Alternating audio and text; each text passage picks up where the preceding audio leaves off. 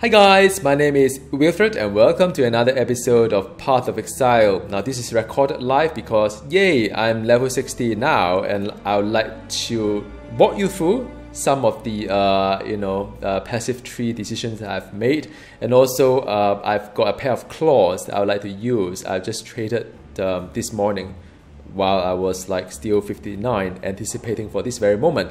So I thought for the new players, if you are uncertain about how to do trading, how to do it, after that, what kind of crafting would it require even after you got the items, well, feel free to stay on. I have no idea what I'm going to, how long I'll take to get the crafting worked out, but I'll just record it live anyway for you guys. All right, so now, very happy, level 60.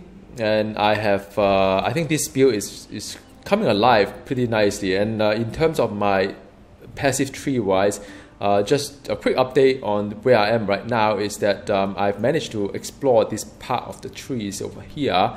I've got this wildfire crimson jewel, which I talked about a little bit last video. The stats is not that fantastic. I may replace this one. We shall see how it goes. But what it really means is that with that, it opened up the build kind of options when I use Molten Strike, and now Molten Strike is getting better than the Frostblade in that manner. And I've been like, I think the last video when I shared with you my build, I was somewhere in Point Blank as well as the Vow Pact. I'm still not quite sure if I need to do Vow Pact or not, but it's one of those things. I'll just take it up first and see how it goes later.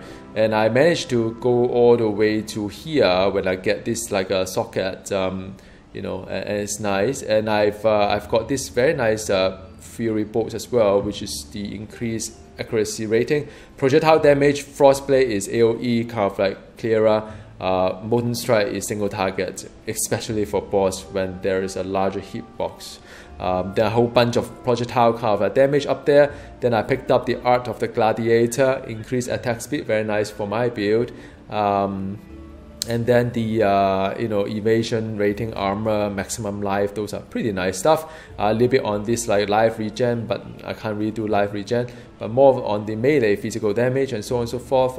Melee weapon unarmed range, which is nice as well as the strength, because I'm lacking in strength and intelligence, my character. As you know, that I always struggle through that. So here is where I started to get a bit more note on this, intelligence and strength.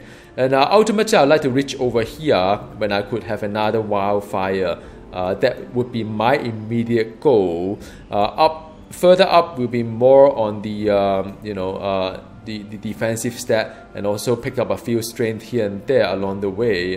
So that is nice as well.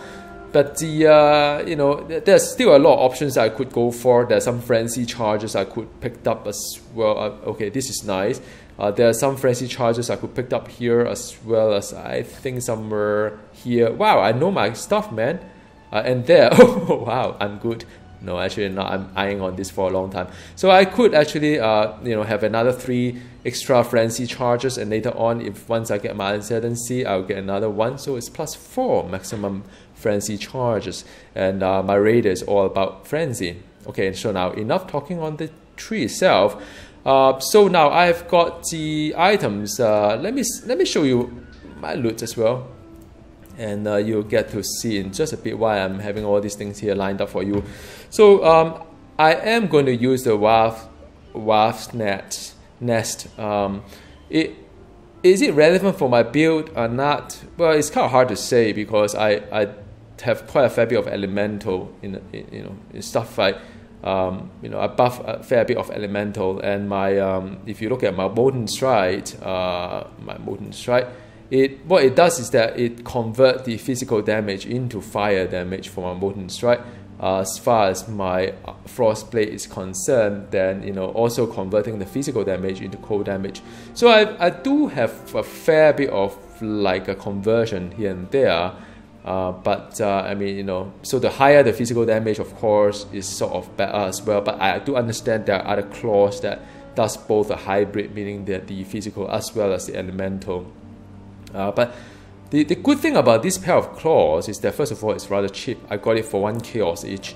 So, but I mean, the socket is not that fantastic, but I got it 1 chaos each, so why not?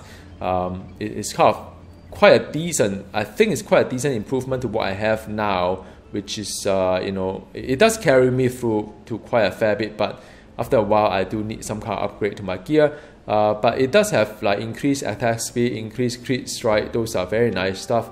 Poison or not, I'm not really into too fussy about poison, but I do a little bit of chaos there.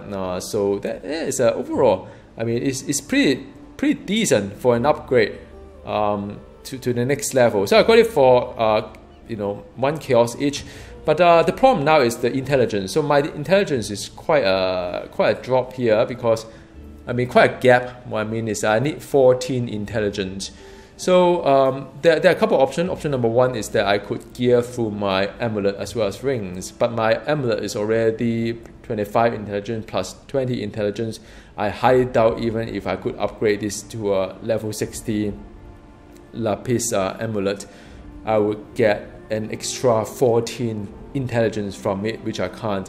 Ring wise, I mean, you know, I could have some ring that give me intelligence, but the problem is that, you know, it does mess around with my resist as well, because I'm using the tabula rasa. It's not a lot of stats option I have. You know, it's always a bit of constraint, give and takes here.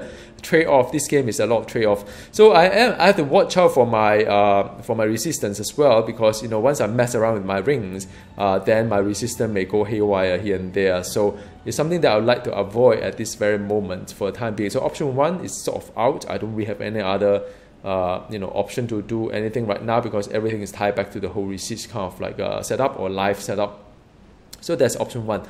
Option 2 is that I can play around with the passive tree, of course. Now, ideally, I should progress over here. So now here is kind of nice to progress. Let me just zoom in for you guys.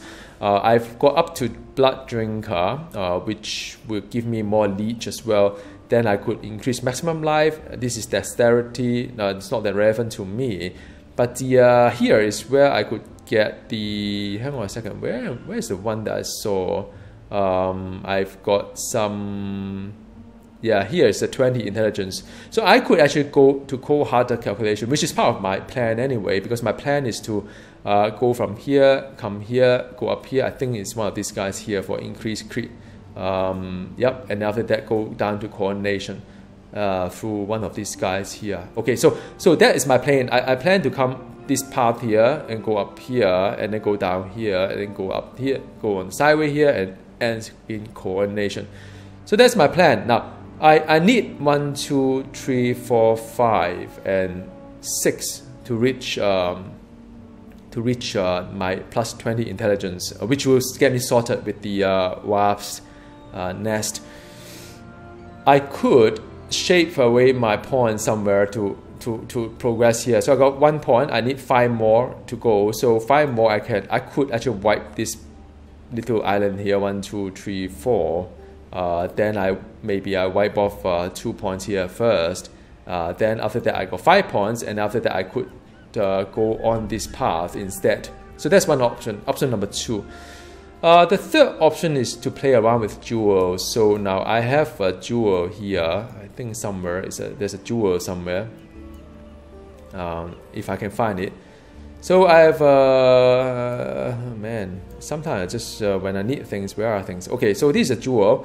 Now I've got a plus 20 to dexterity and also plus 6 to all elemental resist. So if I take this one out, what will happen? Let's take a look at my character sheet. I am just nice at the cap. I can't go any lower than that. Basically, I do need the resist. So at least from X 6, 7, 8, well, at 7 to 8, 9, I hope I'll be alright. So I'm fine with this one, so long as I don't get any map affixes that decrease my resistance, which I don't think there will be, at least from the leveling experience point of view. Once I hit like maybe level 70, I can do something else. Now with that said, I have some option here. This one here, it adds 20 intelligence to the whole tree, as well as converting dexterity to intelligence. do I like this one? I sort of yes and no, because it will wipe off quite a fair bit of my dexterity, which is something I don't really want, because I need the dexterity for the accuracy as well as evasion. But I'm running out of choices here. So what it really means that once I plug it in here, all my dexterity nodes that you see here will convert it into intelligence. I think that's how it works. Let's see how it goes. Yeah? All right, so this is the one here. Plug it in here. So I lost like... so hang on a second. No, hang on. I got the wrong one. So this one here. So you see, I lost a fair bit of dexterity by putting into intelligence, right? I don't know how it's going to work out. I'm a bit concerned at this very moment, because the moment I put it in, I was like, wow, there's quite a fair bit of dexterity that I'm losing. It's 38 plus another 20 something. It's 50 odd dexterity lost here. So I will have to play by ear and see how it goes. And let me see how come I lost so much dexterity here. 10, 20. Yeah, so I think, I don't know, I have to look through the numbers again on how this thing works. I didn't anticipate I lose so much dexterity by putting in a term here. Yeah, but well, I mean, with that said, then I am able to actually equip my 2 Wasp Nest. All right, so that is one option here. Now, oh yeah, by the way, so how much did I pay this one for? How much did I pay for this this particular gem here? The interesting answer to it is that I have paid 2 alchemy orb, which is kind of cheap. If you take a look at this particular gem, sorry, the jewel without the corrupted affixes, which is 5% reduced freeze duration on you, it worth a couple of chaos anyway.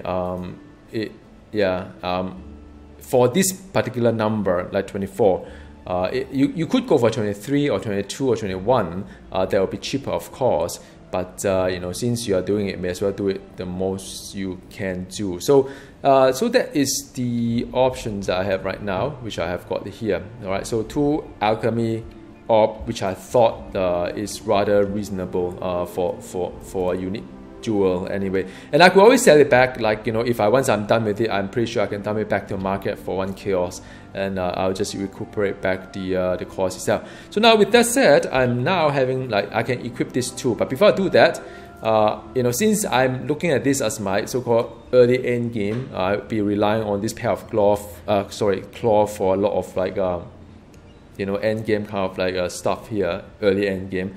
So I would like to invest on this one now. What does that mean? Is that I could actually up the quality of it. Hold the shift key.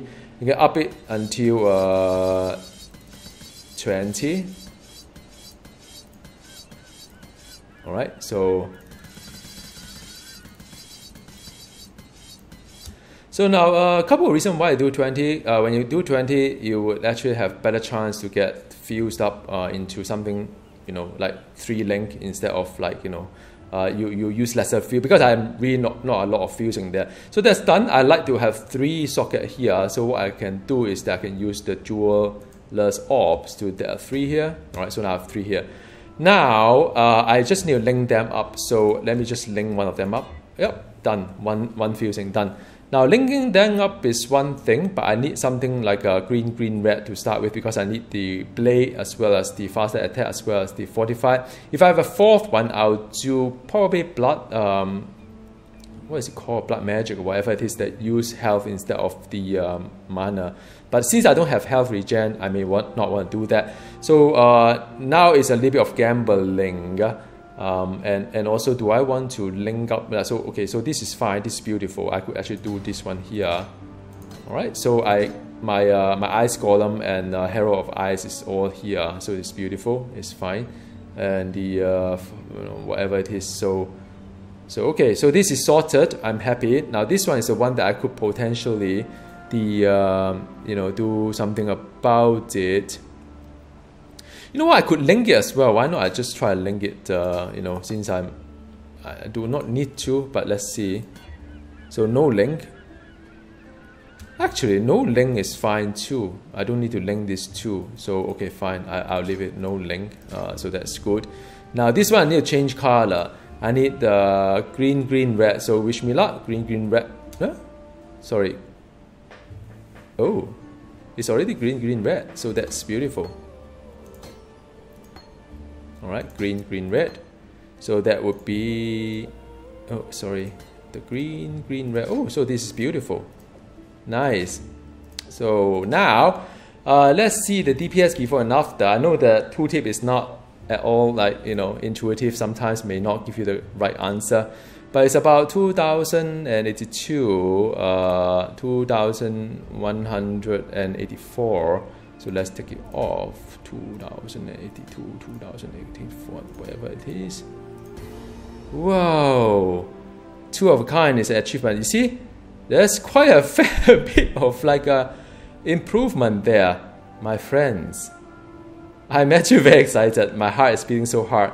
I mean, I'm like the DPS is going up from 2000 odd to 3000 odd. Now, what I'm worried about is just my dexterity because of my stupid, you know, dam that I put in. It sort of like caught me a little bit by surprise that I lost so much dexterity through some of this note. The penalty seems rather high. I didn't know that I have so many dexterity around the area. So, but it is what it is. So I would try my best to recuperate 14 intelligence somewhere else. Maybe I buy another jewel somewhere instead of converting it, and you know, we'll see how it goes from there. So wow, I'm really excited about the whole thing. It's like a pretty phenomenon.